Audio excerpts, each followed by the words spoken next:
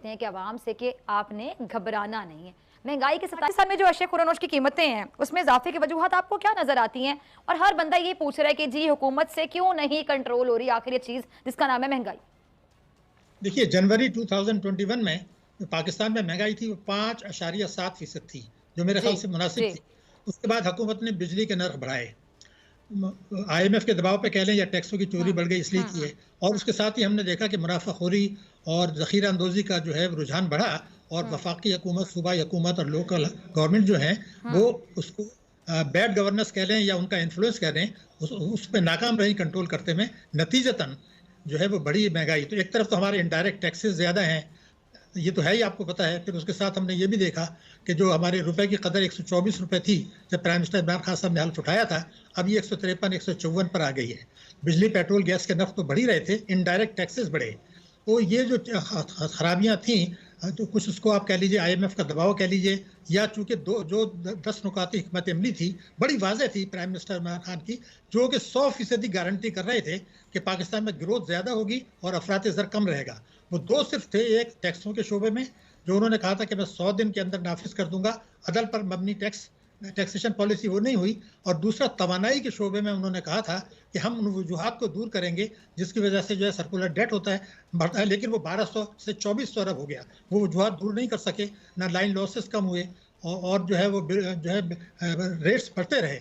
तो ये तमाम बुनियादी वजूहात थी जिसकी वजह से, और वो हमने डाला आईएमएफ के खाते में। तो आईएमएफ तो ये कहता है कि आप अपना बजट खसारा कंट्रोल करें। तो अगर आप अपने टैक्सों की चोरी रोक लेते हैं और जो है डायरेक्ट टैक्सेस बढ़ाते हैं तो वो आपको दबाव नहीं देते। लेकिन जब आप ये कहते हैं हम हर किस्म की आमदनी पे टैक्स नहीं लगा सकते, या जो टैक्स एमनेस्टी स्कीम आई थी उसमें 2019 में उस पर कानून बन गया था, और वो ये था कि जो लोग उससे फायदा नहीं उठाएंगे और उनके असास से पाकिस्तान में है, उसकी लिस्ट हुकूमत ने कहा था हमारे पास मौजूद है।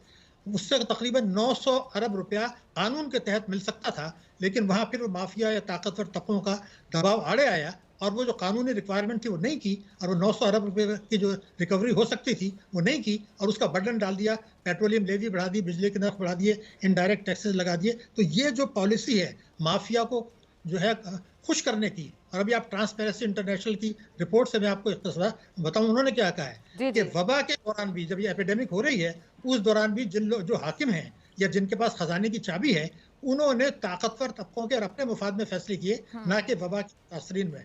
तो ये चीज़ हमें नजर आ रही है कि सियासत में पैसा भी आ गया, और माफिया या अशराफिया कह लें, वो इतने ताकतवर हो गए कि हुकूमत भी मुख्तलिफ वजूहत की बिना पर, जो कि वो पार्लियामेंट में भी मौजूद है, काबीना में भी, वो उन्होंने वो रिस्क नहीं लिया और बर्डन आवाम पर डाल दिया, जिससे ग्रोथ रेट हमारा जो है वो स्लो हो गया, गुर्बत बढ़ गई, बेरोजगारी बढ़ गई, महंगाई बढ़ गई, कर्जों का बोझ बढ़ गया। और सबसे बड़ी जो खराबी आई वो ये आई कि 2018 का जो साल था उसमें मजमूई बैरूनी सरमायाकारी आई थी 5 अरब डॉलर एक साल में।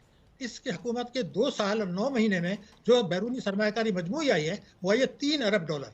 इसका मतलब ये कि 11 अरब डॉलर का झटका बैरूनी सरमायाकारी में लग गया।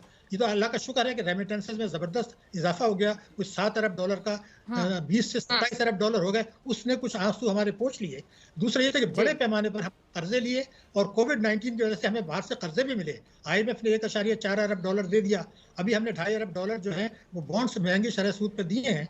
इसी तरह से G20 ने कहा जी आप अपने कर्जे डेफर कर दें। अभी भी शायद आईएमएफ कुछ लीनियंट व्यू दे रहा है कि जी आप जो बिजली के नर्ख बढ़ाने थे उसको डेफर कर दें, आहिस्ता आहिस्ता करें। उसके नतीजे में प्रॉब्लम्स डेफर तो हो जाएंगी, लेकिन मईशत को मजबूत बुनियादों पर जो इस्तवार करना था वो शायद मुमकिन नहीं हो सकेगा। और यही है कि स्ट्रक्चरल इस्लाहात अगर कर लें तवानाई के शोबे में और टैक्सों के शोबे में, जिसका वायदा जो है इलेक्शन से 4 हफ्ते पहले किया था 10 नुकाती, तो मैं ये समझता हूँ कि 6 महीने में हमारी मईशत में बेहतरी नजर आ जाएगी। और इस वक्त जो माशी इस्तेकाम नजर आ रहा है वो मुख्तलिफ वजूहत की बिना पर है, जिसमें बरामदात में इजाफा शामिल नहीं है, इसमें इस्लाहात शामिल नहीं है, बल्कि रेमिटेंसेज में इजाफा और कर्जों में इजाफा, ये बुनियादी वजह है। और G20 ने हमारे कर्जे जो वापसी की मोहलत कर दी है, इस वजह से मईशत में आज हमें इस्तेकाम नजर आ रहा ठीक है। है जी, मैं भी वापस, आपने वापसी बोला, मैं वापस आपकी तरफ आती हूँ डॉक्टर साहब, आपकी इजाज़त से मुज़म्मिल साहब को शामिल गुफ्तगू करती हूँ। मुज़म्मिल साहब, आपने डॉक्टर साहब को भी सुना। अब गरीब आवाम बाकायदा ये कहने पर आ गई है कि हुकूमत अमीर लोगों को तो रिलीफ दे रही है, लेकिन हमें कोई पूछने वाला नहीं है, गरीबों का कोई पुरसाने हाल नहीं है। ऐसा क्यों है मुज़म्मिल? देखिए, बात यह है कि मैंने काफ़ी पिछले 8-10 दिन में जो है सोचा कि ऐसा क्या गलत हो रहा है। हुकूमत की विल भी है, हुकूमत भी चाहती है कि चीज़ें बेहतर हो जाएं, क्योंकि उनको कोई नफलों का सवाब नहीं है कि महंगाई करके जो है उसका जो है वो आवाम से बदवाएं लें या क्या लें। तो मैं आपको बताऊं फिजा, एक बड़ी इंटरेस्टिंग बात, हमारे मुल्क में अभी तक हमें हिसाब किताब ही नहीं पता कि हम कितना खाते हैं कितना बचाते हैं। अगर मिसाल के तौर पे मैं आपको, डॉक्टर साहब ने तो बहुत सारे अरबों डॉलरों की बात की, मैं जरा सी जो है ना एक आम अल्फाज में बात करूंगा। मैं आपसे ये कहूँ कि आपको अंदाजा ये ना हो कि आपकी आमदनी कितनी है। अभी तो आप तनख्वाहदार हैं, लेकिन अगर आप कोई कारोबार को छोटा मोटा करती हो या जो भी, आपको अंदाजा ये भी ना हो कि आपके खर्चे कितने हैं, तो आखिर में क्या होगा, बदतमीजी होगी, दिवालिया होगा, बिल्कुल चीजों। ठीक है, पहले तो हमें ये, अब जब हम प्रॉब्लम्स को एक्सेप्ट ही नहीं कर रहे तो क्या है, तो उसका हल कैसे आएगा। मैं आपको बता रहा हूँ, कमर्शियल बैंक्स, तिजारती बैंकों का काम होता है सारी दुनिया में कि वो सनत, तिजारत, ज़राअत के लिए कर्जे देते हैं। अब मैं पाकिस्तान में क्या हुआ कि 2018 में आप देखिए, तमाम पाकिस्तान में बैंक्स जो हैं उन्होंने 8,000 अरब रुपए के कर्जे दिए थे और 8,500 अरब रुपए की सरमायाकारी की थी गवर्नमेंट सिक्योरिटीज़ में, यानी हुकूमत को कर्जे दिए थे।